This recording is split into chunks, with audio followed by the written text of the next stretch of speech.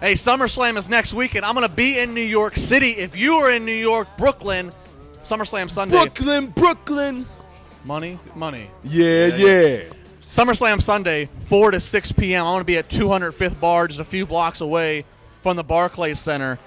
Come hang out. It's always a good time. I love that place. They treated me great last year, hence I'm going back there. All right, let's wrap up this weekend. Yes. Renell, LeBar, Eisenberg coming soon. What is the best story, Renell, that WWE is telling here in this new era? We're, 3-4 weeks into this post-draft era. What's the best story being told? The best story is easily Randy Orton and Brock Lesnar. I said it on previous episodes. I'm going to say it again. It's Brock and Randy. Number one, a lot of things right now, what you see is with the brand split, everyone is trying to figure out, okay, what's going to work, what's not going to work. To me, this seems like the most solid build. Hey, we're going back to even like the old school vignettes. This has history, though. What are we teasing? 15 years in the making. 15. You look at what Heyman's saying. Hey, Randy Orton's like a surfer. He's the only guy that can ride the wave. Brock Lesnar is the shark.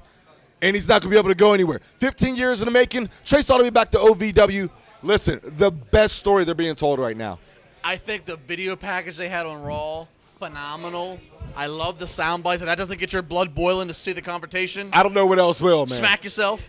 But in terms of story, I'm going to go Finn Balor and Seth Rollins. Here's what I love. No. I think it's a pretty good consensus. You worry when you bring a new hot stud from NXT up to Raw or SmackDown. They have just perfectly plotted out Finn Balor's appearance. Shows up on the first Raw here in Pittsburgh. The first Raw, after the draft. Wins the number one contendership. Next week, cuts a nice promo on Seth Rollins. Says, I'm going to hand you your arse. Then this past week, put him in a nice pre-packaged video segment. Tell some history on Finn Balor's name, about the alter ego. This coming Monday, the Demon's going to show up after Seth Rollins. They are giving us nice piece by piece by piece, not rushing it, but they're staying consistent with giving it attention. Seth Rollins doing his part like we all assumed he would. It's for a brand new title, but and quite frankly, this brand new title is right here. And then we got Ambrose and Ziggler. I don't know, over here. I don't know. But do you think that honestly, that Finn, that's honestly beating out Randy Orton and Brock Lesnar? Yes. I mean, come on. Yes. Right now, this is amazing. Here's you know Brock why. and Randy main event for WrestleMania. That's potential right there. Hey, I love Brock versus Randy. It ain't going to end the show at SummerSlam. Finn and Seth will. And here's the thing. Seth and Finn Balor are giving each other equal, Seth's like, you're a knockoff of me, but they're still going at it. While the video package is great, you got Brock Lesnar going, Randy Orton, woohoo! Like he's kind of downplaying Orton. I'm not, and that's Brock Lesnar's style. It works in the whole, it works in the context. And Brock Lesnar saying this isn't some coming out story. We weren't best buds when we trained together. It's a great video package, and I'm looking forward to the match. But what's going to end the second biggest show of the year? It's Finn Balor versus Seth Rollins, and the winner having this new title. That's the story right here. Honestly, if you ask me, I'm hanging with it. I know what you're saying. I'm going to hang with it.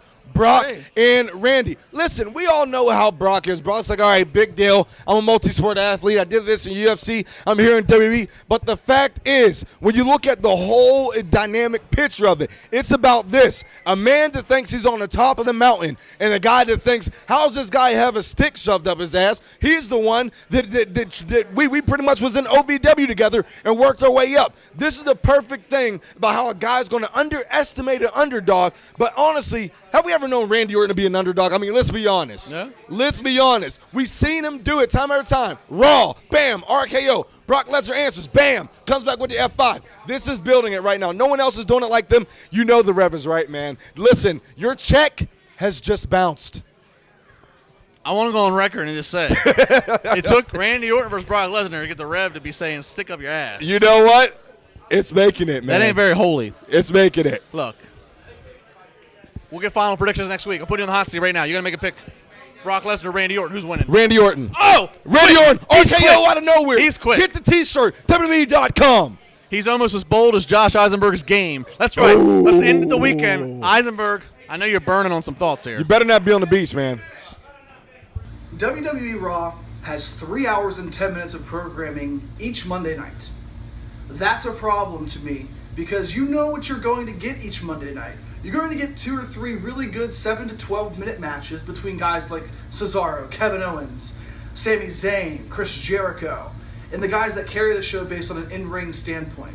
You're going to get Enzo and Cass's great promos that last 5 or 6 minutes, followed by a pretty decent match. And also, make sure you read Justin's opinions on Enzo and Cass this past week on TripLive.com. Great article. But I have a problem because whenever you see Monday Night Raw, you see so many talented guys, but you see storylines that don't quite make sense. Roman Reigns and Rusev, as I talked about, I like that, but at the same time, it seems forced. Finn Balor and Seth Rollins, the WWE Universal Championship. Okay, I get that. I like that as well. But where else are we going? You have the 2 champions in the New Day facing Gallows and Anderson, who are the best original heels that WWE has to offer right now. And that's a good feud for both guys, for both tag teams. But I also think that Monday Night Raw is lacking something. It's lacking real depth. And when you have a brand split like you've had, you're going to see so many people on SmackDown and so many people on Raw mismanaged. Example A, Braun Strowman. Where is Braun Strowman going? Example B, Nia Jax. Where is Nia Jax going? With Sasha Banks, with Charlotte, with the potential upcoming of a Bayley after NXT TakeOver in Brooklyn next week. You're going to have so many moving pieces in the WWE roster, which may not be a bad thing, but you're exposing so many weaknesses right now with a lot of talent, especially on Monday Night Raw. My favorite storyline right now going is Randy Orton and Brock Lesnar, basically because Brock Lesnar doesn't need to do much to sell a Brock Lesnar match. And Randy Orton looks fresh as ever. The guy coming back from an injury, the guy coming back better than ever and looking better than ever. And I'm excited to see what their storyline is going to be heading into SummerSlam and post-SummerSlam. I want to see how this match is created.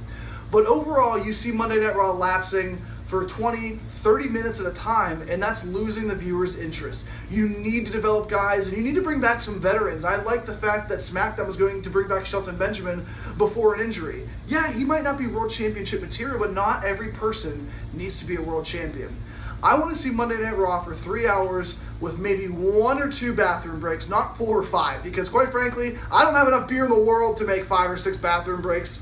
Well, you know what? Maybe I do. Another story for another day. But long story short, I want to see Monday Night Raw thrive, and I want to see more development in their younger talent.